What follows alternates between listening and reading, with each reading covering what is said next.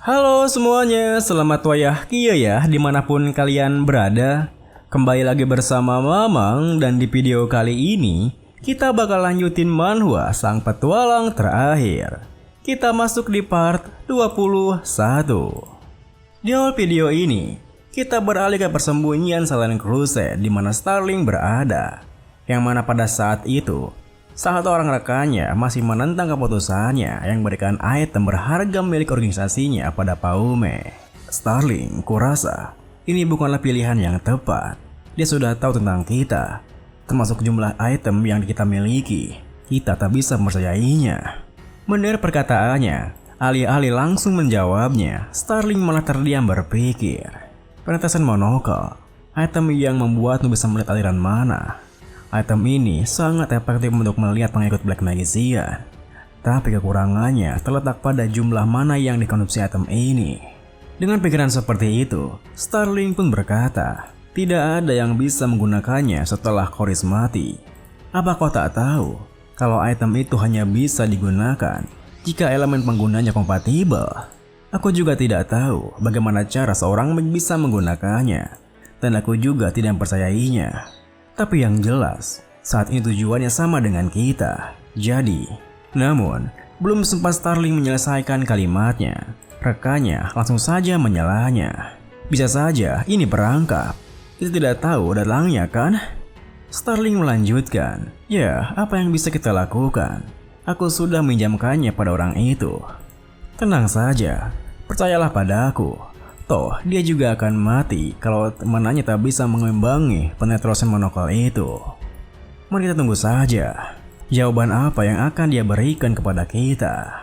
Kita kembali ke Paume, di mana saat Gio kebingungan dengan situasinya, Paume berkata, semua selain ketiga orang yang berdiri di depan merupakan pengikut Black Magician. Tentu saja perkataan Paume langsung ditanggapi serius oleh Miner, yang membuat para bajak laut yang merasa disudutkannya langsung menyanggah. Pengikut? Jangan konyol. Nona Miner, jangan percaya bajingan itu saat dia tak punya buktinya. Paume pun melangkah maju membalas. Bukti? Maksudmu bukti seperti ini? Tepat setelah mengatakan itu, Paume pun mengaktifkan item monokelnya sembari berpikir. Melawan para pengikut itu sangatlah menyebalkan. Bahkan sejak sebelum aku regresi, tato mereka tak akan muncul kecuali jika kau menggunakan mana. Dan mereka bisa meletakkannya di bagian tubuh mana saja. Tapi mentang-mentang kau bisa menyembunyikannya dari mata telanjang, bukan berarti kau bisa menghilangkan jejaknya begitu saja. Dengan pikiran seperti itu, Paume pun menggunakan mananya pada mayat Kadral, di mana Paume menunjukkan tato miliknya di mayat Kadral sembari berkata, ya, aku awalnya tak ingin bermain-main dengan mayat, tapi kalian sudah terlalu kelewat sombong. Tentu saja hal itu sontak membuat mereka semua terkejut, hingga langsung mengangkat senjata mereka untuk menghilangkan jejaknya. Sialan, habisi mereka semua. Dengan begitu, meski agak kebingungan dengan apa yang terjadi, anak buah Mayer pun harus terlibat dengan pertempurannya. Sial, apa yang terjadi?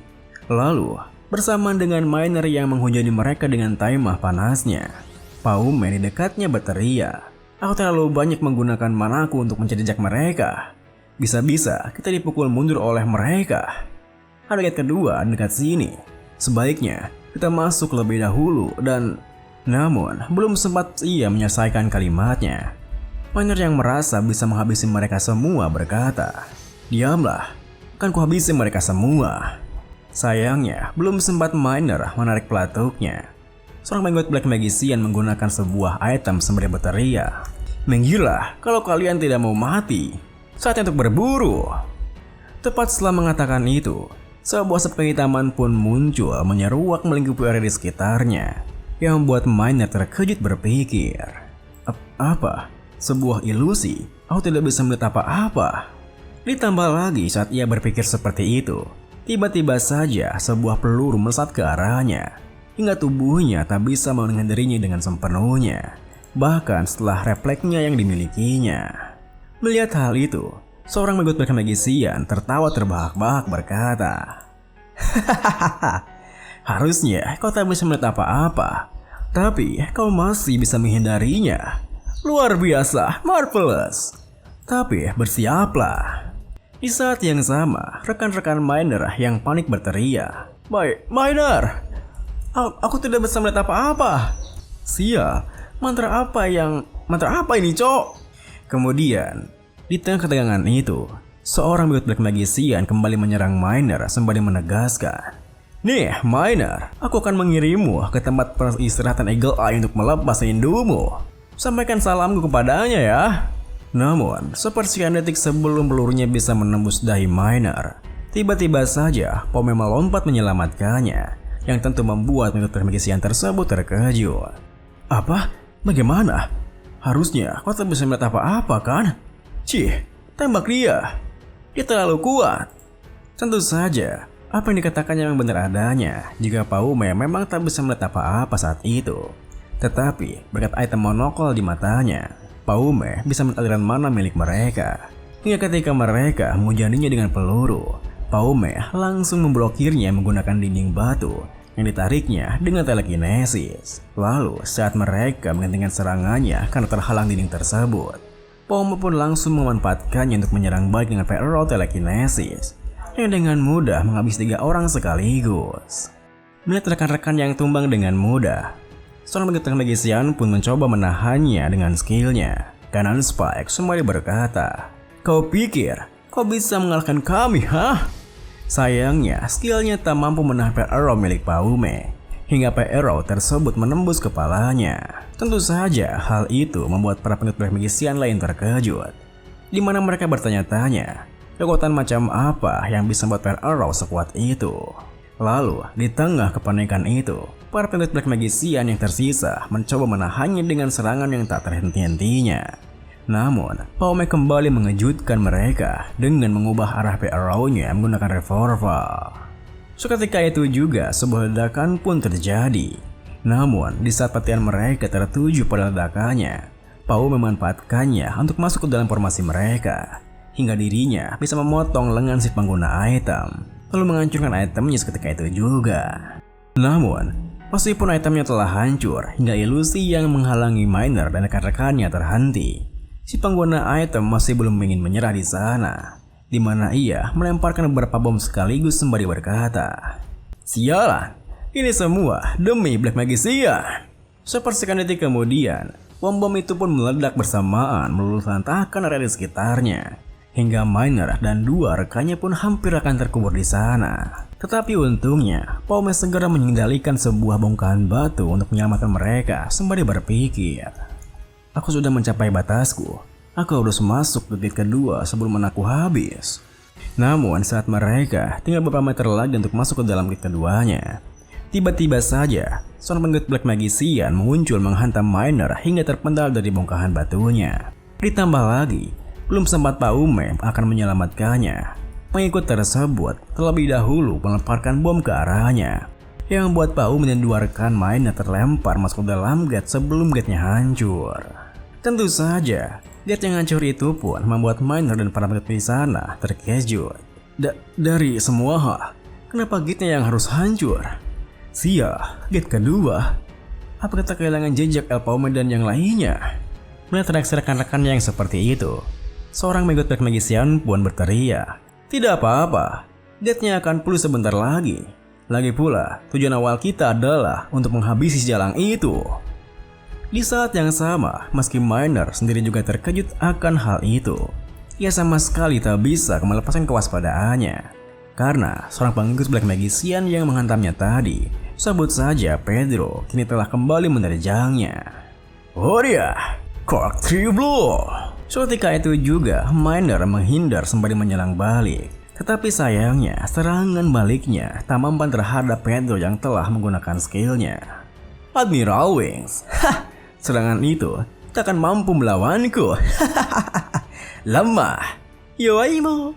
Meski hal itu membuat Miner terkejut, dirinya tak hanya menerimanya begitu saja, di mana di saat Pedro akan menghantamnya, Miner segera melompat ke udara, lalu mendarat tepat di punggungnya. Kemudian belum sempat Pedro bisa bereaksi, Miner telah lebih dulu menarik pelatuk pistolnya, di mana pelurunya melesak masuk ke dalam kakinya. Tentu saja, hal itu membuat Pedro berteriak kesakitan. Namun Pedro sama sekali tak bisa berkutik ketika Miner menjadikannya perisai daging untuk menahan serangan rekan-rekannya. Meskipun begitu, saat Miner mencoba menyerang balik rekan-rekannya, Pedro yang bisa kembali bergerak tentu tertinggal diam, di mana ia mengayunkan tinjunya sembari berteriak, "Kau, dasar tikus busuk!" Sayangnya, belum sempat tinjunya bisa menggapai Miner. Miner sendiri telah lebih dulu menyadari niatnya, hingga ia melepaskan tembakan pada pinggangnya, lalu mengakhirinya dengan melesakkan timah panas langsung ke dalam mulutnya. Tentu saja, tindakannya itu membuat para pengikut-pengikut yang tersisa terkejut. Ditambah lagi, Miner menatap mereka sembari berkata, "Waktuku tidak banyak, maju sini." Kita beralih pada Dibo, Nona Kiri dan Ralph yang nampak kebingungan dengan banyak nugget yang ada di sana. Apa ini? Beberapa gate muncul sekaligus? Nona Kiri menambahi, "Ada banyak gate di sebelah sini juga. Apa mereka semua gate kedua?" Ralph yang pernah mendengarnya menjelaskan, "Ini pasti special gate. Aku pernah mendengar soal mereka. Mereka pasti terhubung dengan area di wilayah kedua yang berbeda. Begitu jumlah orang yang masuk mencukupi, maka gate yang terhubung akan ditutup dan mereka tak punya pilihan lain selain melewati gate yang tersisa." Mendengar hal itu, Dibo yang semakin bingung pun bertanya, "Tunggu dulu, kita tidak tahu kemana target ini akan bawa kita kan? Kalau begitu, bagaimana cara kita bertemu dengan bos lagi?" Ralph membalas, "Kita tidak punya pilihan lain selain mengandalkan keberuntungan. Ayo kita masuk saja." Dengan begitu, akhirnya mereka bertiga pun masuki gate di sana, di mana setibanya mereka di gate keduanya. Ralph yang bertikan sekelilingnya berkata, untungnya gate ini bisa menampung 3 orang. Ya, jangan lengah. El Paume mungkin menggunakan gate yang lain, jadi kita harus cepat bergabung dengannya." Tepat setelah Ralph mengatakan itu, ibu yang melihat sesuatu di kejauhan pun berkata, "Hah?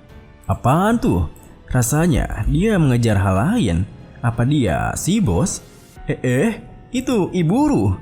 Iburu sendiri yang tengah diburu oleh monster kepala jamur berteriak, "Kalian, cepat tolong aku!" Seketika itu juga, Dibo berlari menjauh sembari membalas, "Apa maksudmu? Jangan mendekat, sialan!" Iburu yang mengikutinya menimpali, "Sudah kuduga, kita sebagai bagian dari Iburu Pirate harus mati terhormat kan?" Dibo pun menegaskan, "Gak sudi anjing, sana menjauh." "Hais, bos kemana sih?" Sementara itu, Paume dan kedua rekan Miner nampaknya tengah berhadapan dengan para monster kepala jamur. Namun, melihat monsternya yang tentu saja bangkit, meskipun mereka telah menghancurkan anggota tubuhnya, membuat mereka semua kebingungan. Mereka bukan monster biasa. Apa mereka dulunya manusia? Sialan, ini bukan saatnya untuk memikirkan hal itu. Makhluk-makhluk ini tak mau mati. Mereka masih bergerak meski kita telah menembak kepala mereka, dan peluruku juga hampir habis. Paume sendiri yang mencoba melihatnya dengan item monokal berpikir, "Sia, aku belum pernah mendengar hal seperti ini. Monster-monster ini tidak punya akor. Apa ini artinya mereka monster zombie? Pantas saja mereka tak mati-mati meski aku menembak ke sekujur tubuh mereka. Apa yang sedang terjadi? Semua hal ini sangat berbeda dari kehidupanku sebelumnya. Aku harus mencarinya. Tunggu, ada jaring-jaring mana yang terhubung dengan mereka? Jangan-jangan. Sia, sampai mana asal sambungan ini? Itu, pasti ada sesuatu di balik tembok itu. Dibo, apa semuanya sudah masuk ke gate kedua?